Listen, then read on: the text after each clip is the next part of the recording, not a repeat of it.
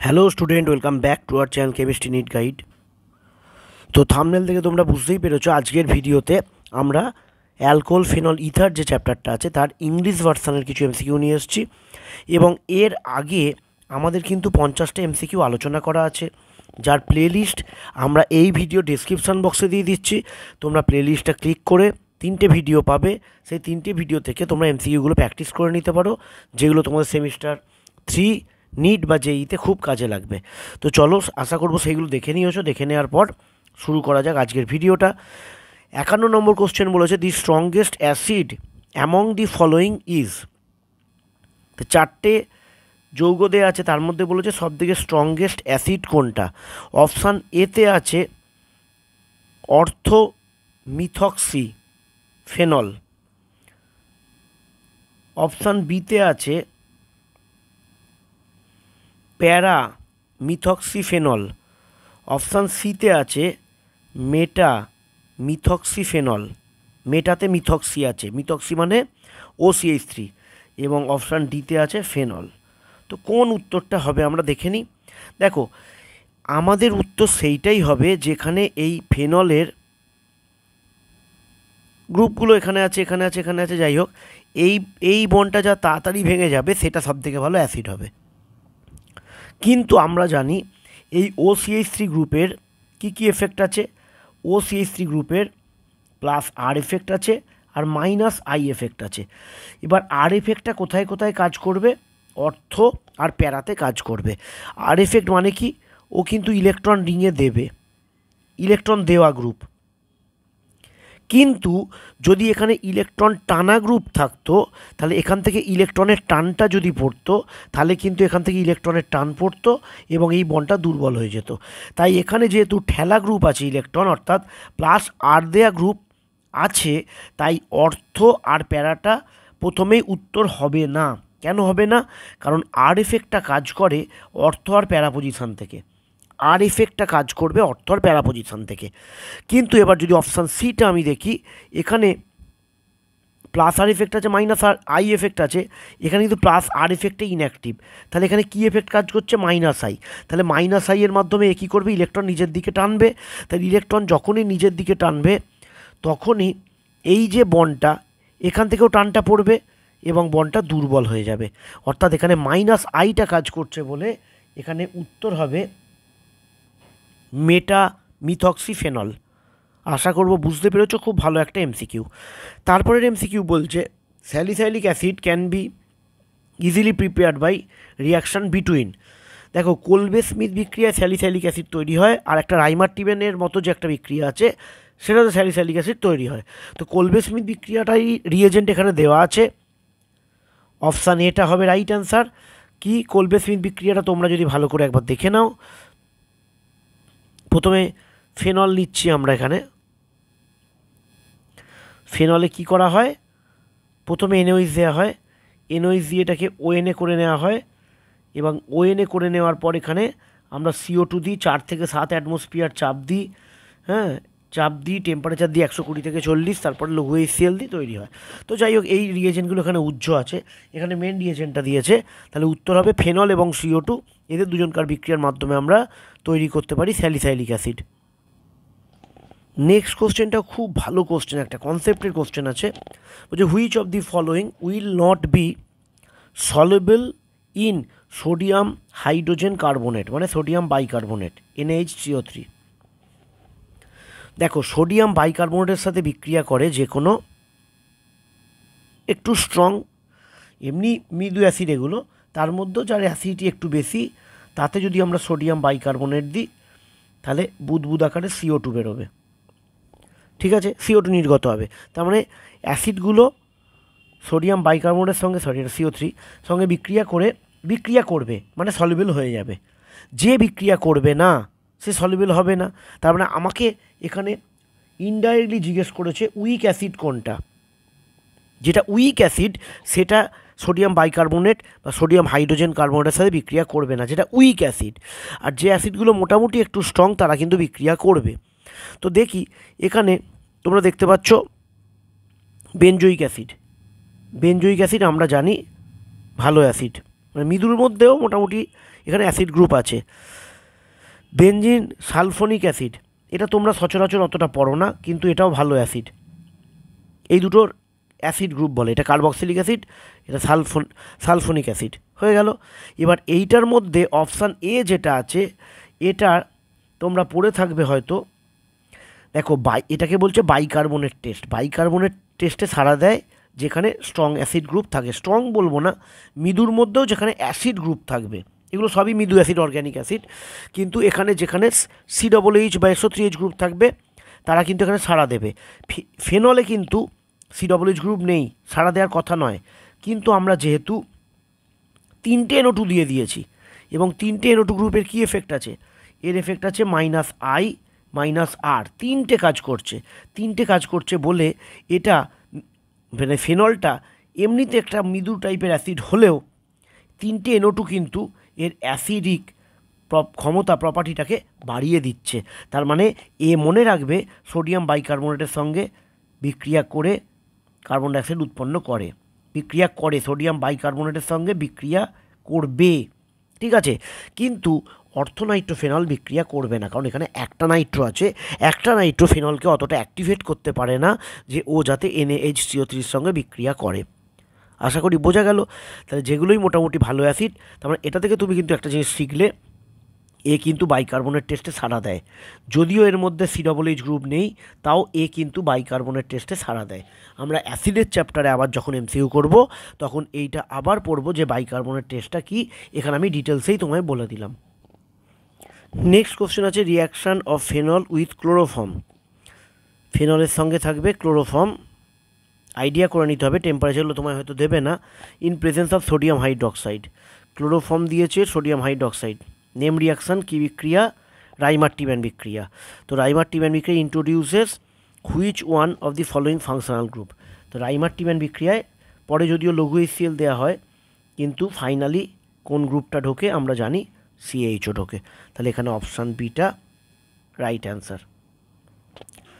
দেখো আগেরটা যখন বলেই দিলাম রাইমার-টিম্যান বিক্রিয়া 54টা, আমরা 55টায় পরে আসছি, 56টাও করে নিই। রাইমার-টিম্যানেরই কোশ্চেন রয়েছে, in the Reimer Tiemann reaction the electrophile involve, মানে কোন ইলেকট্রোফাইলটা তৈরি হয়। এটা কিন্তু তোমরা মেকানিজম সমেত যেখানে করেছো করে নেবে। এখানে কিন্তু ডাইক্লোরোকার্বিন, খুব ইম্পর্টেন্ট কোশ্চেন এটা। ডাইক্লোরোকার্বিন এটাই ইলেকট্রোফাইল হিসেবে কাজ করে, বা এটাই ইন্টারমিডিয়েট হিসেবে তৈরি হয়।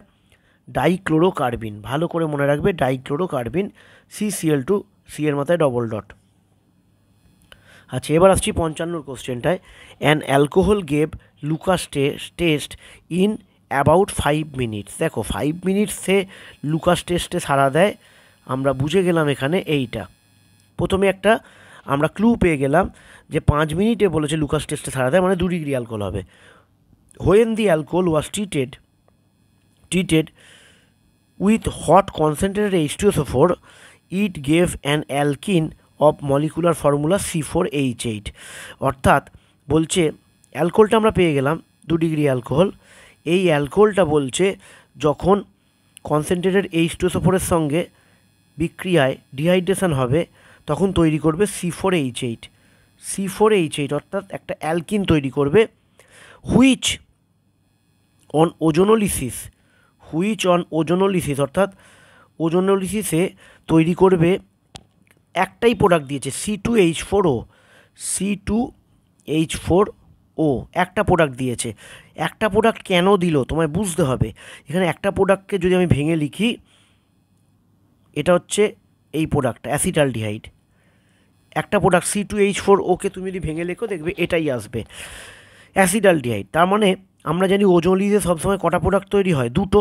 তার মানে এখানে 2 অণুই এইটা তৈরি হয়েছে, অর্থাৎ 2 অণু যদি এটা তৈরি হয় তাহলে আমরা অ্যালকিনটাকে ব্যাক প্রসেসে পেয়ে যাব। দেখো 11-এ তোমরা নিশ্চয়ই শিখেছো যে যেখানেই করে থাকো, এখান থেকে এরকম O2টা বেরিয়ে যাবে।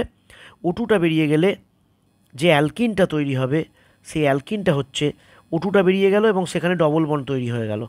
দেখো এই যে CH3, এই যে CH, এইটায় ডবল বন্ড হয়ে যাবে, আবার CH, আবার CH3, এটা হচ্ছে এটা হচ্ছে অ্যালকিনটা। তার মানে অ্যালকোহলটা হবে হয় এখানে OH, একই ব্যাপার নয় এখানে OH, এই অপশানটা যেখানে থাকবে আমাদের সেটা উত্তর হবে। তো আমি দেখো এটা 3 ডিগ্রি অ্যালকোহল, প্রথমেই বাদ চলে গেল। এটা 1 ডিগ্রি অ্যালকোহল, প্রথমেই বাদ। এটা 2 ডিগ্রি অ্যালকোহল, কিন্তু এখানে কার্বন আছে দেখো, গুনে নাও 5টা। তার মানে এইটা হবে আমাদের উত্তর। 2 ডিগ্রি অ্যালকোহল, 4টে কার্বন আছে, এবং অ্যালকোহলটার ওএইচটা এই কার্বনটায় আছে। ঠিক আছে, তো এইটা গেল আমাদের 55টা বি এর অ্যান্সারটা। আচ্ছা, নেক্সট বলছে স্যালল ইজ প্রিপেয়ার্ড ফ্রম। তাহলে প্রথমেই তোমাকে স্যাললের কিন্তু রাসায়নিক কেমিক্যাল যে পরিচয়, রাসায়নিক পরিচয়, সেটা জানতে হবে। স্যালল হচ্ছে ফিনাইল স্যালিসাইলেট, এটা হচ্ছে স্যালল। অর্থাৎ স্যালল তৈরি হবে স্যালিসাইলিক অ্যাসিড এবং ফেনলের বিক্রিয়ায়, ফেনল। ঠিক আছে, এখানে জল বেরোবে।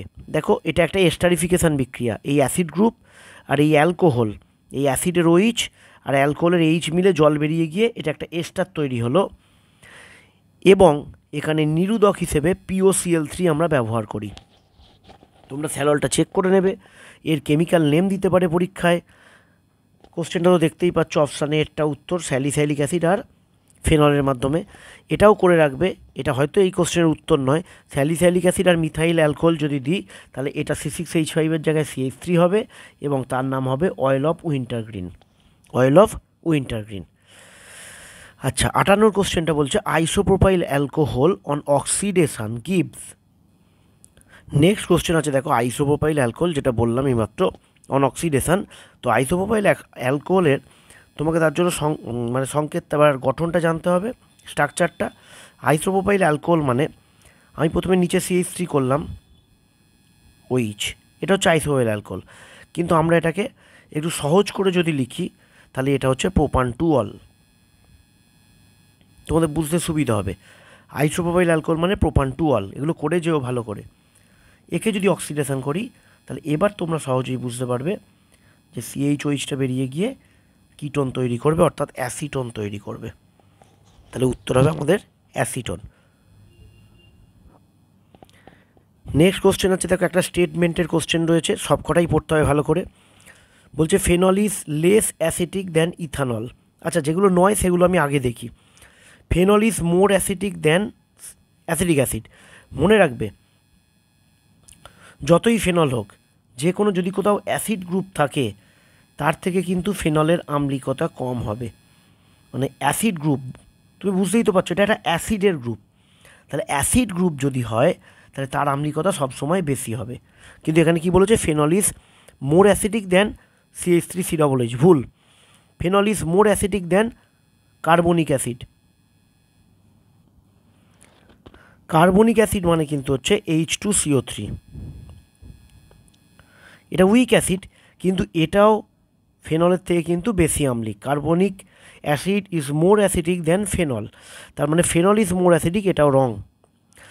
আচ্ছা, তারপর হচ্ছে phenol is less acidic than ethanol, না, এইটাও রং। দেখো, ফেনল আর ইথানল, CH3CH2OH, এখানে দেখতে পাচ্ছ যে ইথানলের কিন্তু প্লাস আই এফেক্ট আছে, অর্থাৎ এই বন্ডটা তুলনামূলক শক্তিশালী।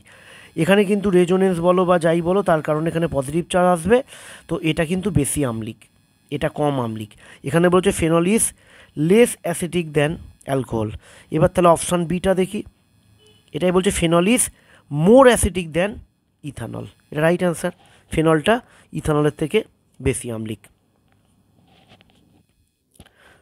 আচ্ছা, লাস্ট কোশ্চেনটা লিবারম্যানের কোশ্চেন আমি দিয়ে রাখার চেষ্টা করলাম, কিন্তু এই কোশ্চেনটার বইতে যদি তুমি দেখো একটু বিতর্ক হতে পারে কোশ্চেনটায়, কিন্তু যে বই থেকে করা সেই অনুযায়ী আমি উত্তরটা বলছি, এবং উত্তরটা ওটাই হবে। বলছে লিবারম্যান টেস্টে যে রঙের যে চেঞ্জগুলো হয়, দেখবে বইতে অনেক সময় লেখা আছে যে লাস্টেরটা গাঢ় গাঢ় নীল, বা অনেক সময় গাঢ় নীলের সঙ্গে আবার গ্রিনও লেখা আছে। তো সেক্ষেত্রে একটা কনফিউশন তৈরি হতে পারে, কারণ অনেক কটা অপশানেও গ্রিন আছে। কিন্তু এখানে রাইট অ্যান্সার হবে অপশান এটা করাই ভালো। কারণ বলছে যখন তুমি লিবারম্যান টেস্ট করবে, প্রথমে যে ইন্দোফেনল যৌগটা আসবে, লাস্টে যে কালারটা আসবে সেটা রেড আসবে, এবং প্রথমে রেড কালারেশনের পর তারপরে কিন্তু জেনারেলি ব্লুই আসে, ওটা ইন্দোফেনল যৌগ আরেকটা যেটা তৈরি হবে সেটা ব্লুই আসবে, এবং এখানে গাঢ় নীলটা যেহেতু ডিপ ব্লুটা রয়েছে, তাই উত্তর তোমরা এটাই করবে। এবং আমি বলবো এটা করার সাথে সাথেও তোমরা তোমাদের নিজেদের বইটা পড়ে নেবে। ধরনটা, টাইপটা আমি দিয়ে রাখলাম কোশ্চেনের। তো এই টাইপের কোশ্চেন আসতেও পারে, তো এটা একটুখানি বইটাও তোমরা আশা করব পড়ে নেবে।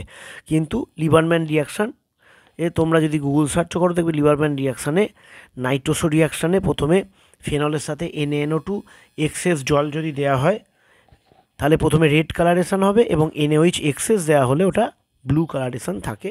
কিছু কিছু সময় গ্রিন থাকতেও পারে, কিন্তু এখানে যেহেতু ডিপ ব্লুটা রয়েছে আমরা উত্তর এইটা করলাম। তো দেখা হবে খুব তাড়াতাড়ি আবার 61 থেকে 70 ভিডিও নিয়ে। আশা করছি এই সিরিজটায় তোমাদের উপকার হচ্ছে।